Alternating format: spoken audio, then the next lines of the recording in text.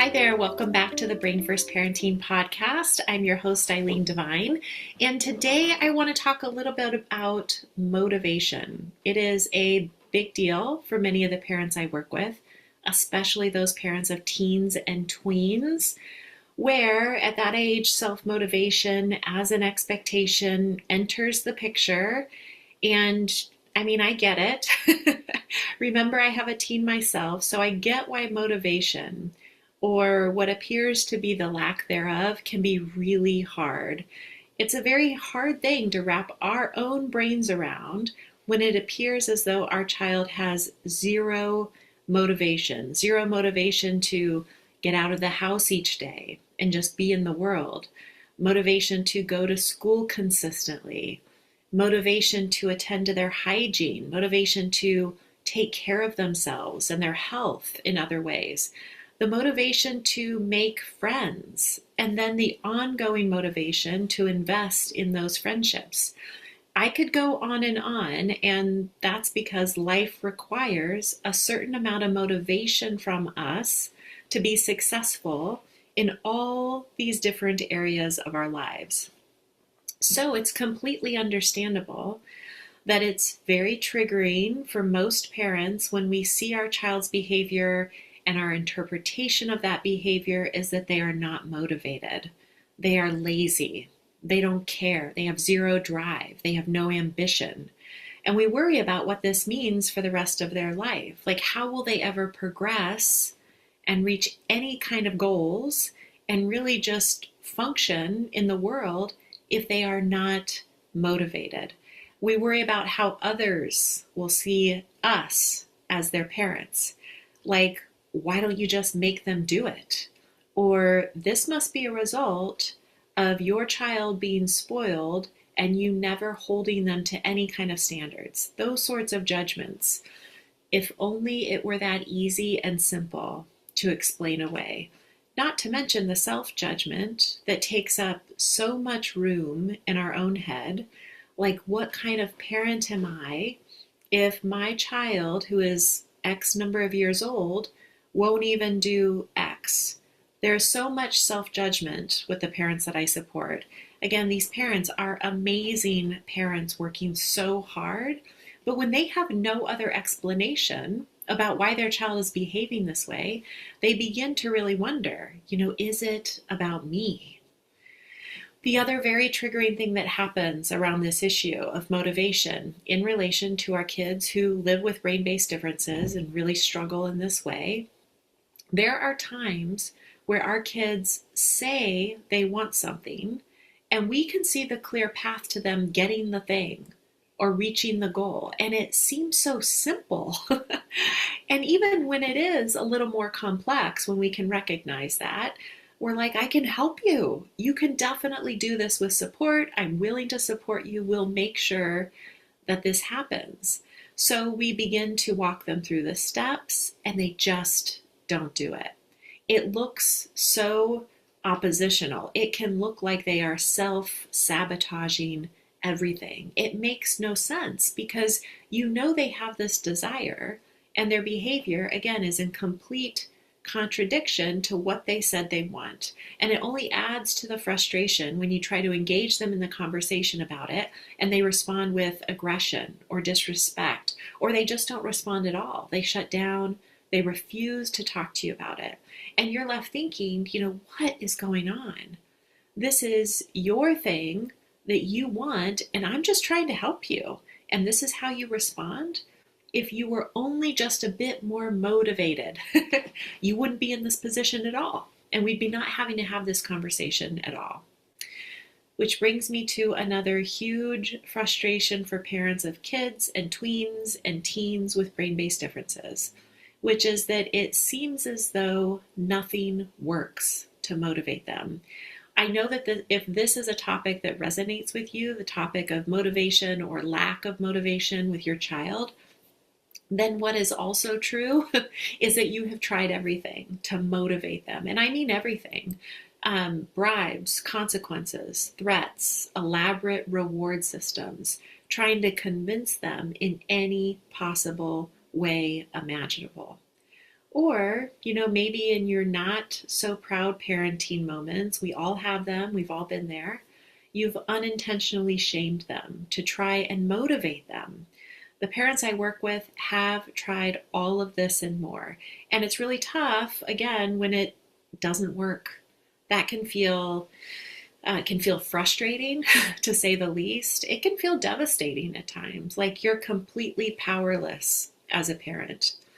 What I want to be able to do in today's episode is to peel back the layers a bit so you are super clear on what actually is required from this brain and nervous system perspective to be motivated, to be self-motivated, to maintain motivation, all of that, and to hopefully give you some insight into why your child struggles with this behavior so much.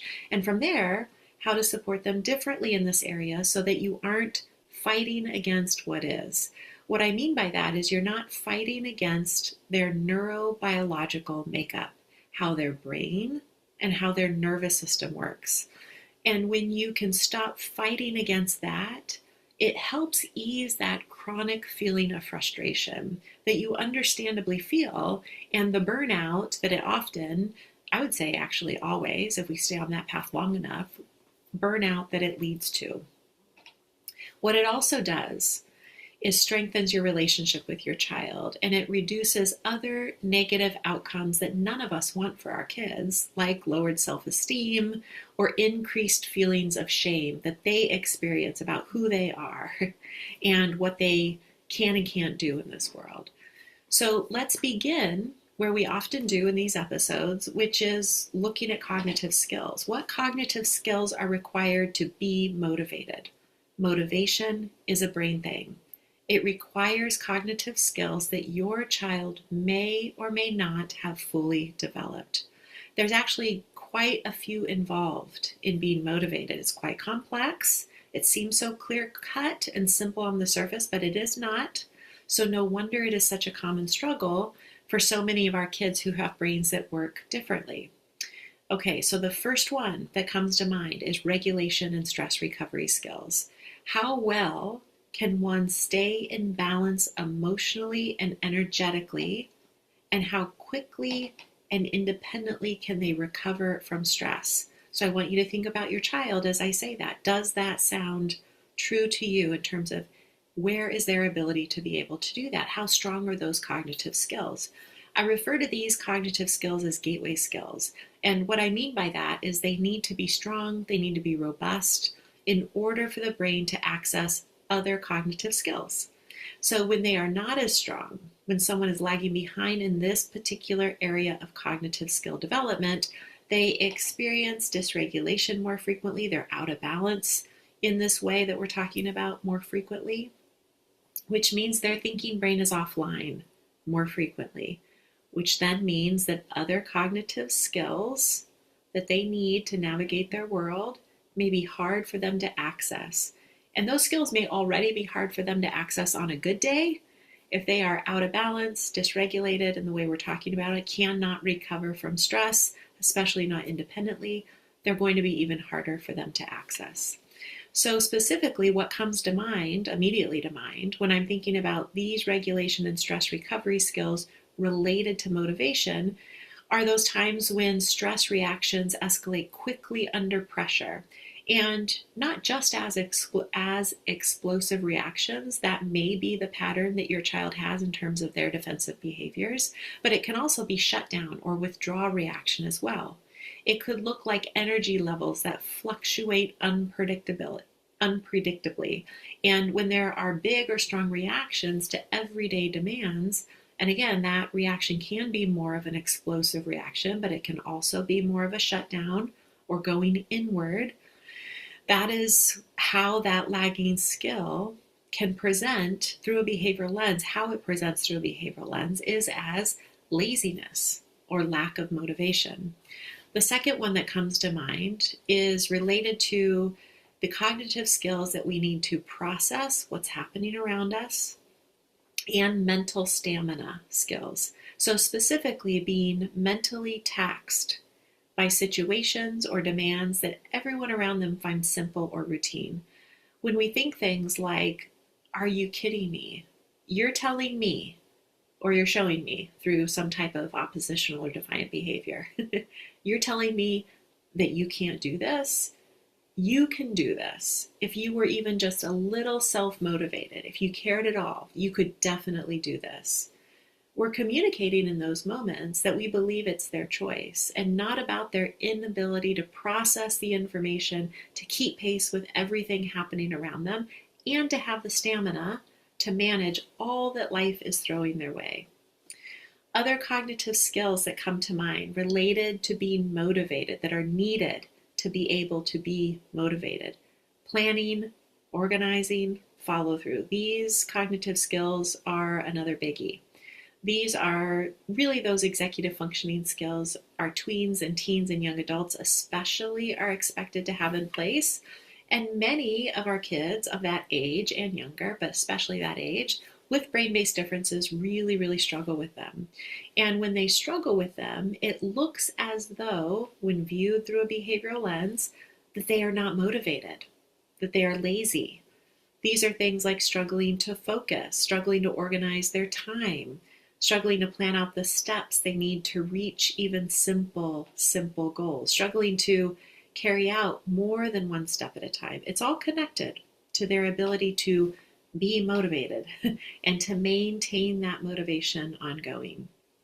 The other one, and this is another biggie, I know I keep saying that, but it's such a common and big contributor, is difficulty initiating tasks, especially non-preferred activities.